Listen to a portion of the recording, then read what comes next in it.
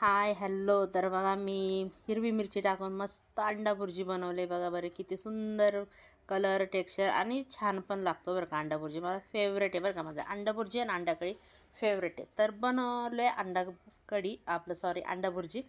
त्याच्यानंतर दीदीला घ्यायचे होते बुटं आणि शाळेचा ड्रेस घ्यायचा होता. तिचे काय शाळेचे पैसे अजून आलेच नाही. तुम्हाला तर माहिती आहे मी सरकारी शाळेतच पैसे म्हणजे मुलांना शाळेत टाकलेले. कारण सांगू का तुम्हाला, कसं असतं माहिती आहे का, एकटे कमावणारा आणि आपण कुठं एवढं नाही का, जे आहे ते आहे. एकट्याच्या जीवावर घर चालतं म्हटल्यावर नाही का, म्हणल्यावर आपल्या ह्या जेवढं आहे तेवढंच माणसाने समाधान राहायचं असतं. तुम्हाला तर माहिती आहे. तर दीदीचे काय शाळेचे पैसेच नाही आले. तरी पण म्हणलं तिचं ते गेल्या वर्षीचा ड्रेस आहे ना जरा खराब झाला. मग ती ड्रेस घे म्हणत होती. मग चल बाई म्हटलं ड्रेस घ्यायला गेलो. चेंजिंग रूममध्ये वगैरे घेतलं होतं तिला ड्रेस. त्याच्यानंतर मी इकडं बघत होते कुर्ती.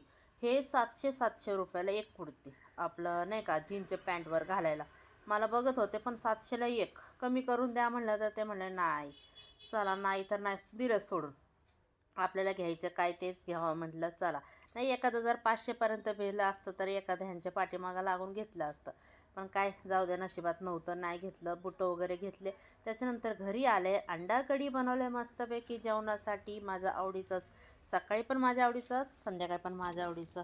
कसं वाटतं. आणि माझं कसं आहे, जे आहे ना त्याच्यातच खुश राहायचं. मला बघून कोण म्हणतच नाही कशी आहे मी. चला मग.